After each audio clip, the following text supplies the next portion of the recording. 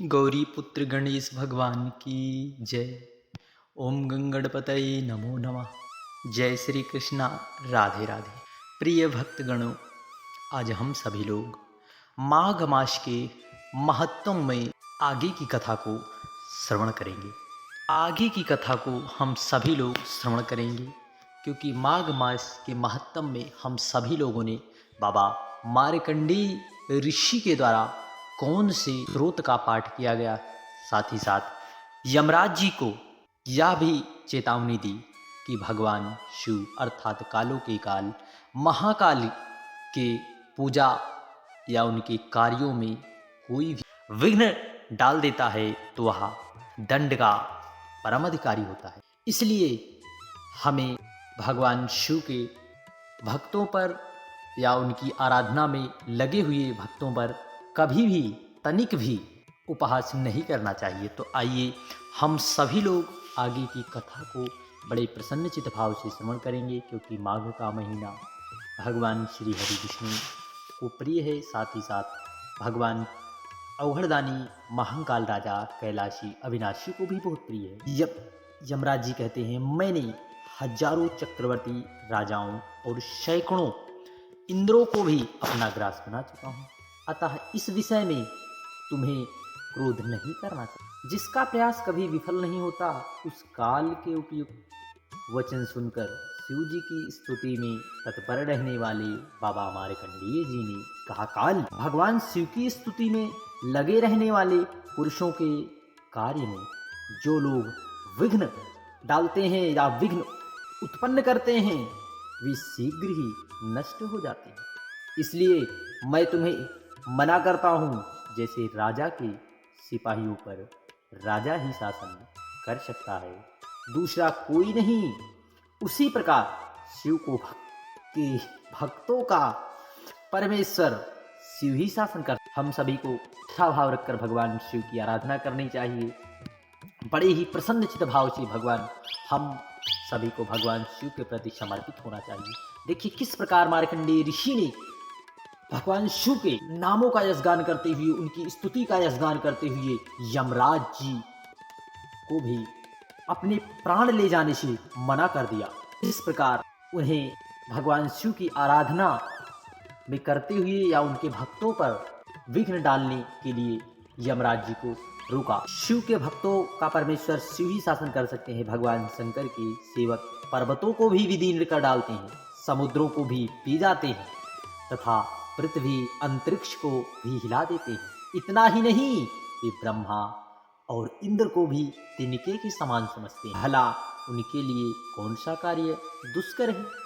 भगवान शिव के भक्तों पर मृत्यु ब्रह्मा, यमराज, यमदूत तथा दूसरे कोई भी अपना प्रभुत्व नहीं स्थापित कर सकता। काल क्या, तुमने मनीषी पुरुषों का यह वचन नहीं सुना कि शिव भक्तों पर मनुष्यों पर कहीं भी आपत्ति नहीं आती। ब्रह्मा आदि संपूर्ण देवता क्रुद्ध हो जाएं तो भी उन्हें मारने की शक्ति नहीं। मार्कंडेय जी के इस प्रकार फटकारने पर देखिए भगवान शिव कालाधिपति महाकाल की कृपा और करुणा किस प्रकार बाबा मार्कंडेय पर हुई और बाबा मार्कंडेय जी ने काल को किस प्रकार जो है फटकार दिया और फटकारने पर भगवान काल आंखें फाड़ फाड़ कर उनकी ओर देखने लगे, मानो तीनों लोगों को निगल जाएंगे।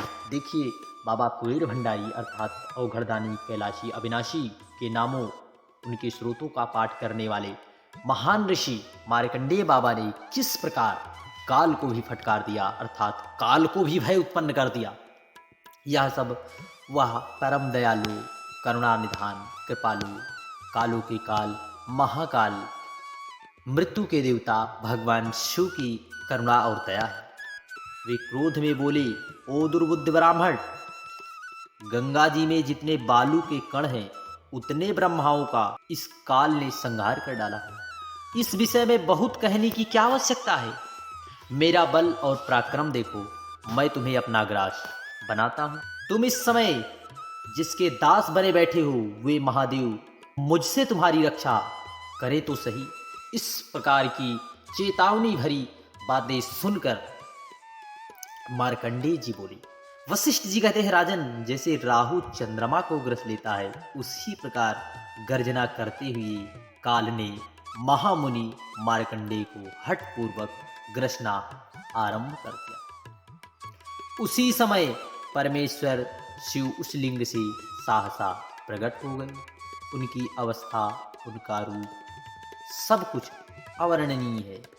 मस्तक पर अर्धचंद्रकार मुकुट शोभा पा रहा है। हुंकार भरकर मेघ के समान प्रचंड गर्जना करते हुए उन्होंने तुरंत ही मृत्यु की छाती में लात मारी। मृत्युदेव उनके चरण प्रहार से भयभीत हो दूर चले। भयंकर आकार वाले काल को भी दूर पड़ा देख मार्कंडेय जी ने पुनः उस स्रोत से भगवान शंकर का स्तवन किया। कैलाश के शिखर पर जिनका निवास है, जिन्होंने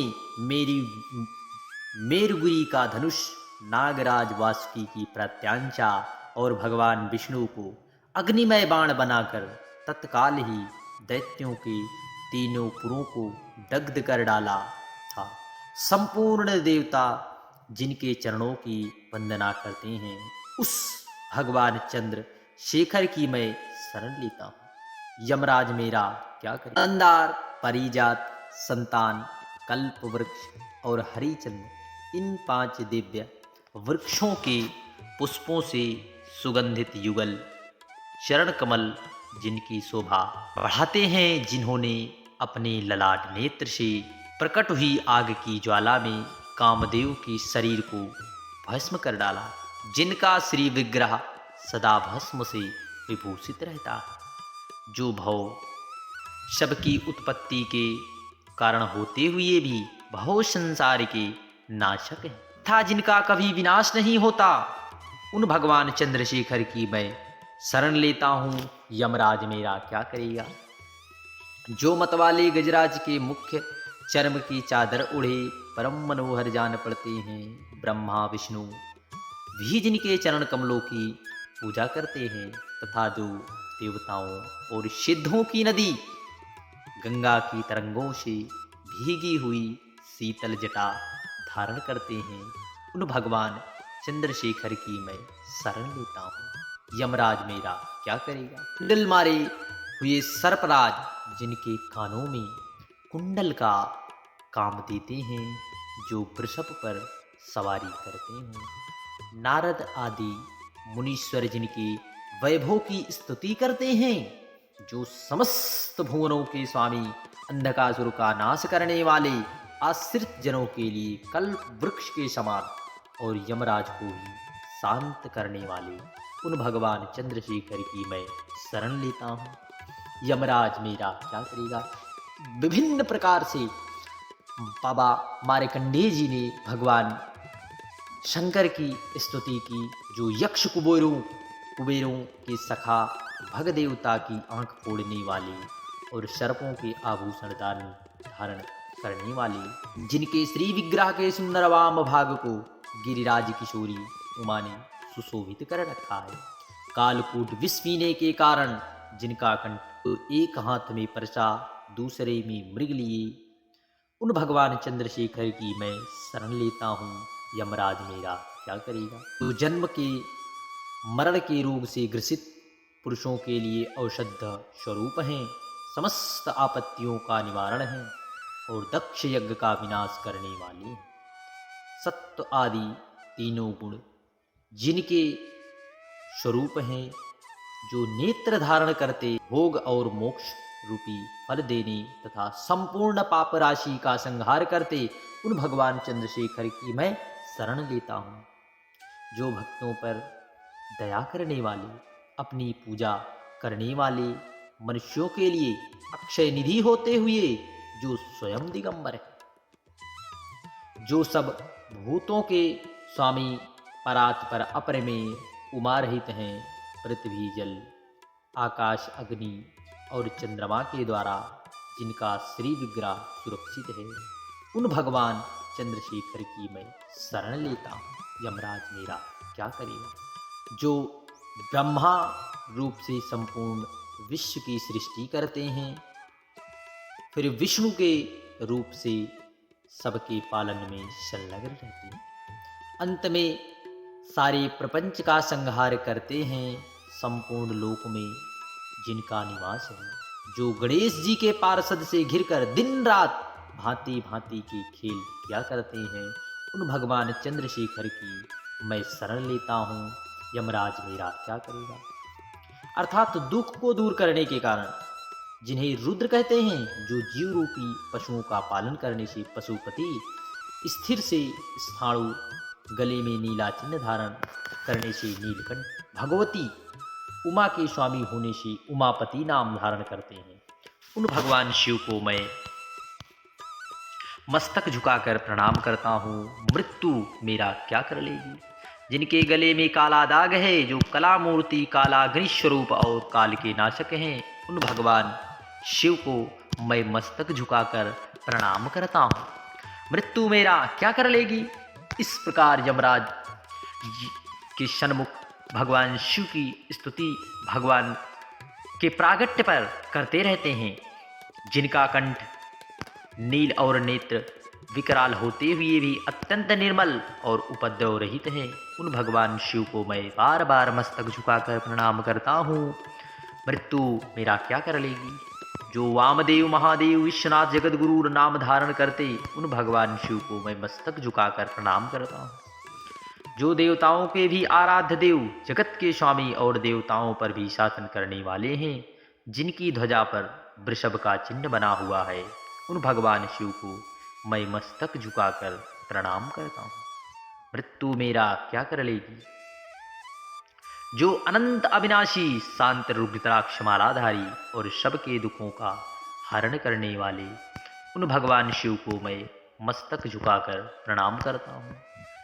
मृत्यु मेरा क्या कर लेगी। जो परमानंद स्वरूप, नित्य एवं कैवल्य पद मोक्ष की प्राप्ति के कारण है, उन भगवान शिव को मैं मस्तक झुकाकर प्रणाम करता हूँ। जो स्वर्ग और मोक्ष के दाता तथा सृष्टि पालन और संहार की करता है, उन भगवान शंकर शिव को मैं मस्तक झुकाकर प्रणाम करता हूँ। मृत्यु मेरा क्या कर लेगी। वशिष्ठ जी कहते हैं मार्कंडेय जी के द्वारा, इस स्रोत का जो भगवान शंकर के समीप पाठ करेगा, उसे मृत्यु से भय नहीं होगा। यह मैं सत्य सत्य कहता हूँ। बुद्धिमान मार्कंडेय के इस प्रकार की स्तुति करने पर महादेव जी ने उन्हें कल्पों तक की आयु प्रदान की। इस प्रकार देवादिदेव महादेव जी की प्रसाद से अमृत पाकर महातेजस्वी मार्कंडेय जी ने बहुत से प्रलय के दृश्य देखे। वरदान पाने के अनंतर महामुनि मार्कंडेय ने पुनः अपने आश्रम में लौटकर माता पिता को प्रणाम किया। फिर उन्होंने भी पुत्र का अभिवादन किया। उसके बाद मार्कंडेय जी तीर्थ यात्रा में प्रवृत्त हो सदा इस पृथ्वी पर विचरण करने लगे। यमराज भी भगवान शंकर की स्तुति करके अपने लोक में चले गए। राजन, मृगशृंग मुनि सदा माघ स्नान किया करते थे। उसी के महत्व से उनकी सौभाग्यशाली संतान उत्पन्न हुई। जय श्री कृष्णा, राधे राधे। आगे की कथा में हम सभी लोग माघ स्नान के लिए मुख्य तीर्थों के नियम को श्रवण करेंगे। जय श्री कृष्णा, राधे राधे।